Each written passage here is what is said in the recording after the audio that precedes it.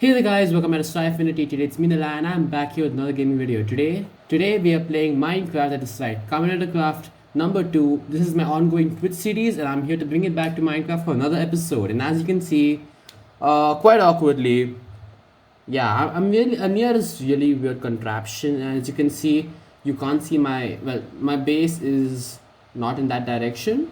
Okay, as you can see, I'm definitely having too many wither skeletons and I'm gonna have to switch that off. So this is basically a wither skeleton spawner I made using Ender IO in the overworld. So it's a lot easier to get wither skeleton skulls, which I need a lot of because I need a ton of these.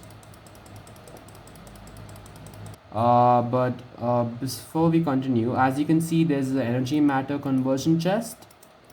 I just feed in all the stuff. It converts that to steak, which goes up to this culinary generator, which converts power, sends it to this powered spawner, and voila, we get wither skeletons. This same system doubles up for box dividers. I'll get back to this later, but right now, base reveal in 3, 2, 1. Voila! Look at this. This is the remodeled Kamen Craft base. As you guys remember last time, this was just glass in the front. Armors are arranged in a random order. Not very good looking. But here we go, right? So top view from here, as you can see, oh wow, all riders arranged chronologically from Kuga to Decade this way, and then from Double and O's all the way to Zeo, such that Zeo and Zeo and Decade share common space. So these are divided into compartments where riders get their own storage spaces. I like to think this is very efficient. As you can see, Build and Exade, which have two very big rider collections along with Gaim. But Gaim got his own 3 space here. These two, I plan to make tons of armor and then have that just chill in this corner space here, right? So that's the rider base, right? All colorful glass. This took a lot of time. Well, I did this off stream, but I did the armor arranging parts on stream anyway. And this took around half an hour to build this entire structure, and then another 1 hour to decide how I want to do the spacing. Another upgrade, as you can see, is this terracotta floor. This is not modded, this is vanilla, I believe it's vanilla terracotta. Yep, these are all vanilla floors. Also, it says, the AFK fishing farm, I don't use that anymore because now I have this workshop. So this is everything I need for Ender IO. You can see these all soul vials, which can be used to make broken spawners. So I have broken spawners in the working. These are all for stream content. And this is a Buxter Virus Foot Soldier powered spawner. So this spawner, you can take this and I'll show you guys when you go back there, where I explained that mechanism. And we still need to build spawners for ride players and Buxter Viruses. It'll definitely not be there, but that won't be there for a very long time. That's a temporary solution till we get enough skulls with the skeleton skulls. And this doesn't need to be here. This is the workshop for Ender IO. I have whatever this is called, I keep forgetting. I have a sag mill, I have a smelter, and I have a splicer, all to make this powered spawner. Okay, so now it's daytime. And back to this contraption, right? So I could remove the wither skeleton spawner and switch that out for the Buxter Virus spawner. And what this does is this pumps out steak to a culinary generator, which with the speed upgrade generates power into the spawner, which when I do that any second now, yep, there we go. In fact, it's not even that expensive. This could easily produce Buxters in 3 or 4s. And then you have a Buxter Virus farm. Also coupled with diamond spikes down there, which I'll show you very soon. You have your very own homemade spawner, right? And then I could just slay these mobs. I can't see why I'm not able to do that. There we go. Or you could just use the full bottle buster, which has a withering effect on it, so it does hell lot of damage. I think withering is added from Ender IO. but that's still extremely useful.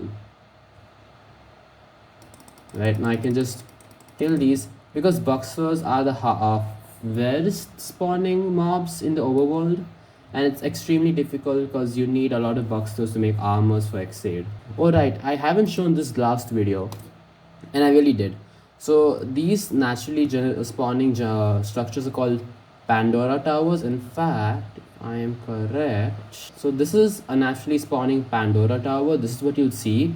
At the top over here, there will be a boss block called Evolve. You destroy the block, Evolve comes, you defeat him 3 times in 3 different forms, and you get a lot of Pandora stuff.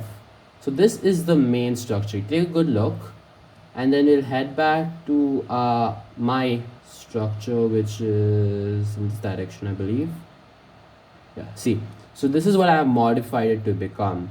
So I haven't implemented the spike system here, mostly because back then I was not using it. I haven't updated this farm in a long time, and I will very soon. I mean, I have the spawners. I can just break the spawners and add them to a powered spawner. So I have my own right next to the house. So what this does is, when I stand here AFK, it'll spawn in these guardians, which because of the water will fall down, down, down. So this is the very early version of the spawner. This is what I used in the beginning when I was still working on build. Now the build is over and I don't really need the spawners. This is just like a little memory kind of a thing, and then I can just stand here and hit him. Not too close, but if you have a good armor, that won't hurt you as much, right? So that's the build farm. And then you have mobs from the top falling down. I wouldn't want them to walk off like that, so we have that good protection. But I think I can update the farm on stream, so follow me on Twitch if you want me to update this farm. Okay, so now we'll be heading to the end, and I know you guys saw the Enderman farm, but you haven't seen the new Enderman farm unless and until you've been on stream. Good old Ender farm. I think I forgot to disable it earlier. So I'll switch it off for the time being. As you can see, there's a lot different with this base. So for starters, I have doubled this Enderman base from an EMC farm to also an experience farm, where I switched from pedestals to vacuum chests. So this vacuums experience, and this vacuums ender pearls, sorts out the ender skulls, which I can use for later projects. Put them in here, and now we have EMC chests. Normally there'll be like stacks of ride watches. One stack of ride watch gives 1.1 million EMC, which is extremely useful. And I can add that. You can see there's a lot that goes on. Can't afford to lose anything in my inventory. Oh wow, so scary. So as you can see, this very big tank here, which is not complete, I still want to add more levels to this, is actually the experience tank, right? So this holds experience in it. You can see that's liquid experience. And at first I had this really small 4 by let's say 13 by 1 tank system over here that filled up in like half an hour of AFK and caused some problems. So I destroyed all that, and I had that expanded to this, which I've used that experience up. But yeah, and this is working very well so far. I haven't gone AFK for a long time, but that's the system, right? And then we have this very cool redstone mechanism here. I need to get that item conduit. Why is there an item conduit? I do not know. Actually, just go in there. There you go. So this switches between diamond spikes and gold spikes, and this is really complex and complex redstone system I'm proud of. And item spikes. So gold drops experience, diamond doesn't. It drops players only items. So I can switch between that through this flip switch, and then I can collect as much experience. So it's a very versatile farm, and it's a very complete farm. I don't think I can upgrade it more than this, except for adding more tanks. And then when I go up, so there's this entire switch system. I don't know if it was there last video. You guys have seen this, but you have not seen this contraption, which I'm proud of. It's a rail system, and as you can see, there's an endermite in the rail minecart. It goes around, attracts all the endermen from every corner. As it goes around, the endermen follow it, but when it goes inside of the stone structure, much similar to that stone structure, the endermite hides. Endermen get distracted by that endermite when the piston is open, or rather when the stone is not covering the endermite, and all the endermen run here. So it drops more endermen in succession, and it's very useful. So if this is a system you want to implement, I suggest you do. It's a very easy to work with. Even if you don't have spikes, it's fine. The enderman can die of fall damage, or you can kill it with one strike. But having approximately 15 to 17 blocks of fall is recommended. I think 17 kills them, but 15 shouldn't, honestly. I have spikes anyway. I think this is at a height of 17. But that's the enderman farm, and honestly, I'm really happy. This is a very complete farm, and this is something I can work with really well. I also built another farm, and this is the last farm for today. To go to that farm, I need to travel to the Hellheim. Okay, so we're exploring Hellheim now, and if I open my maps, you can see I have a lot of stuff. I think last video I showed you guys this area where I want to build an invest spawner. I haven't done that yet, but for good reason. I will show you this. This is my Kurakage spawner. Soon to be moved to the overworld, but this is... Yeah, that's extremely loud. Where's mobs? Hostile creatures. Right, so you can see the same. I talked about diamond spikes or gold spikes. The same will happen in that Buxter nether farm, Buxter wither skeleton farm over there. And then these mobs can just die. I can also like just hit them, and they can't climb up because of the height. And then sometimes they spawn riders, which is very useful because I need Duke.